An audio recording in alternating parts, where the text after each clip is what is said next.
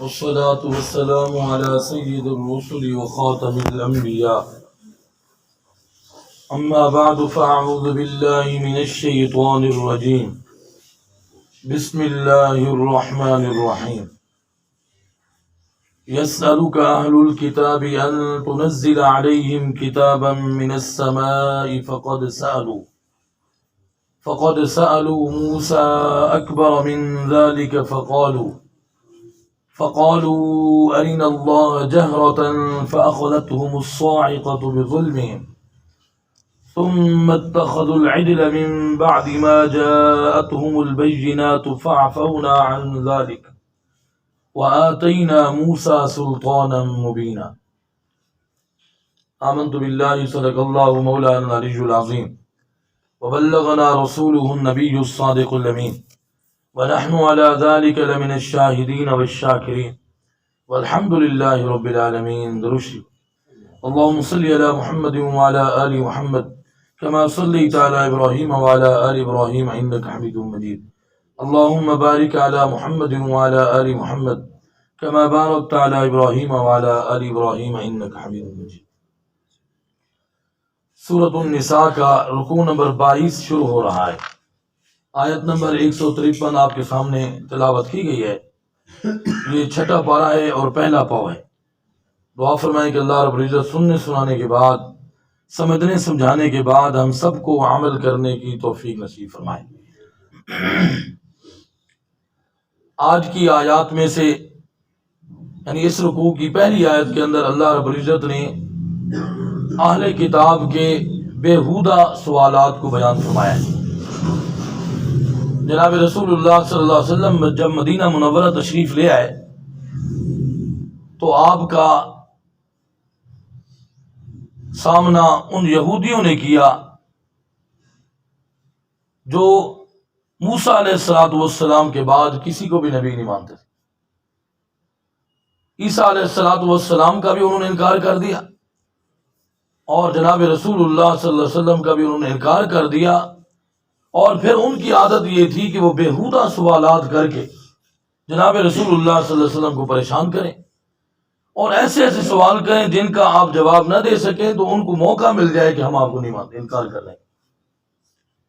اور ان کے اندر سب سے زیادہ جو پیش تھا وہ کعب بن اشرف تھا، جو ایک گڑھی میں رہتا تھا. اس کا ایک بڑا قلعہ تھا اور بڑا ظالم اور جابر تھا اور بہت زیادہ سود خور لوگوں کو اس نے سود کے اندر جکڑا ہوا تھا. وہ جناب رسول اللہ صلی اللہ علیہ وسلم سے بیہودہ سوالات کرتا تھا. ویسے تو بیہودہ سوالات کرنے میں مشرکین مکہ بھی پیچھے نہیں رہے. انہوں نے بھی بڑے عجیب سوالات کی. وَلَن نُؤْمِنَ لِرُقِيِّكَ حَتَّى تُنَزِّلَ عَلَيْنَا كِتَابًا نَقْرَؤُهُ، کہ ہم آپ پر ہرگز ایمان نہیں لے آئیں گے جب تک آپ ہمارے پاس کوئی ایسی کتاب نہ لے آئیں جس کو ہم خود پڑھیں اور ایمان لیں. اور کبھی کہتے تھے ان پہاڑوں کو سونا بنا دیں، کبھی کہتے تھے کہ ہماری وادیوں کو یوں کر دیں، کبھی کہتے تھے کہ آپ آسمان پر چڑھ جائیں، کبھی کہتے تھے کوئی فرشتہ آئے آپ کی تصدیق کرے ہم آپ کو نبی مان. اس طرح کے عجیب سوالات مشرکین نے بھی کیے.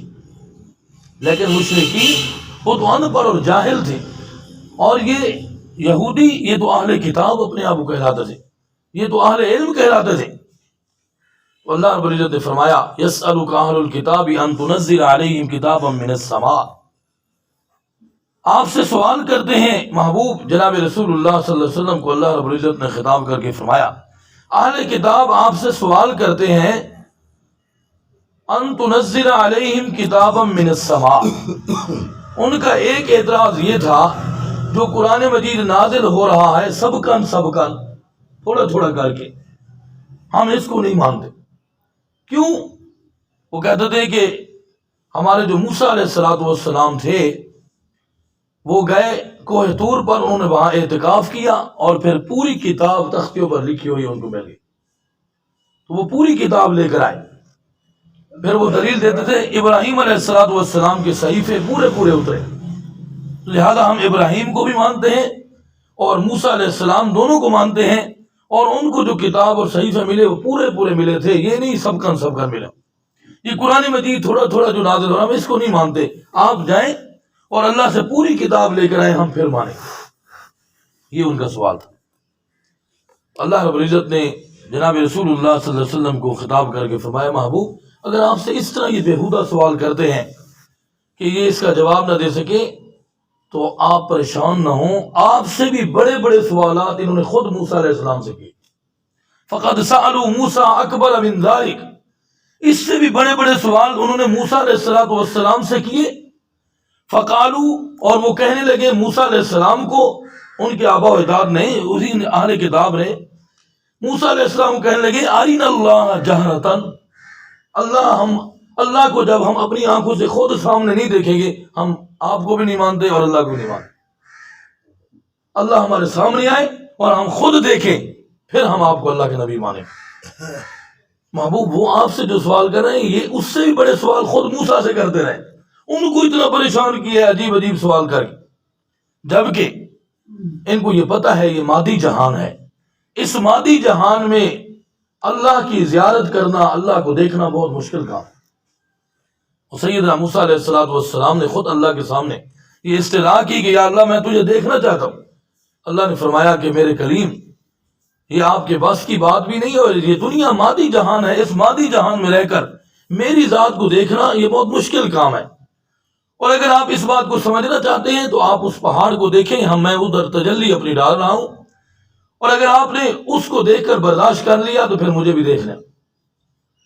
اللہ تعالیٰ نے اپنی تجلی پہاڑ پر ڈالی اور موسیٰ علیہ السلام نے دیکھا ان کی آنکھوں کے سامنے پہاڑ ریزہ ریزہ ہو گیا. موسیٰ علیہ السلام گر کر بے ہوش ہو گئے اور انہوں نے کہا کہ سبحانک، اے باری تعالیٰ تیری ذات پاک ذات ہے. تو اللہ تعالیٰ نے اپنے نبی کو بھی یہ فرمایا کہ اس مادی جہان میں مجھے دیکھنا بہت مشکل کام ہے. ایک حدیث پاک کے اندر آتا ہے جناب رسول اللہ صلی اللہ علیہ وسلم نے ارشاد فرمایا اللہ کی ذات کو دیکھنا اس دنیا کے اندر یعنی اس وقت تک اللہ کو دیکھنا جو ہے وہ کبھی بھی نہیں ہو سکتا جب تک کہ ہم دنیا سے رخصت نہ ہو جائے، ہمیں موت نہ آ جائے. موت کے آنے کے بعد اس مادی جہان سے جانے کے بعد پھر ہم اللہ کا دیدار کریں گے، اور جنت کے اندر اہل جنت کو اللہ کا دیدار ہوگا. اللہ کا دیدار سب اہل جنت کریں گے.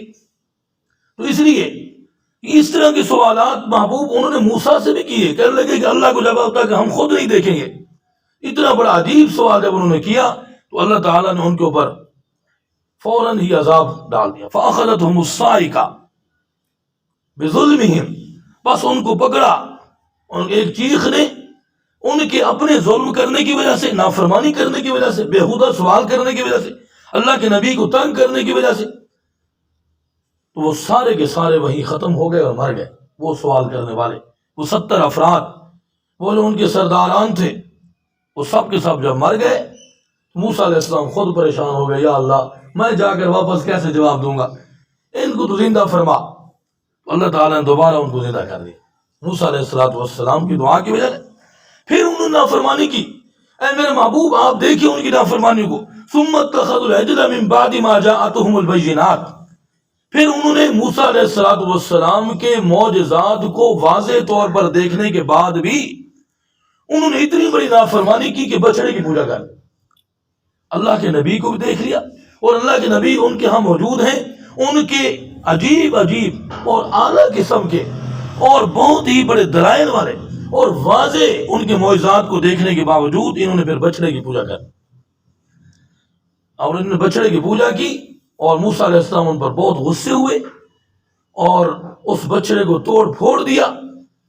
اور پھر اللہ رب العزت نے پھر بھی فَعَفَوْنَا عَنْ ذَلِكَ، اللہ تعالیٰ نے اپنی طرف سے پھر بھی ان کی معافی فرما دی، تاکہ کیونکہ اللہ کے نبی موجود تھے ان کی تربیت ہو جائے اور یہ نافرمانی سے باز آ جائیں اور یہ سمجھ لیں کہ اللہ کے نبی یہ برحق ہیں، ہم ان کے ساتھ رہیں گے تو ان کی اتباع کے اندر کامیاب ہوں گے.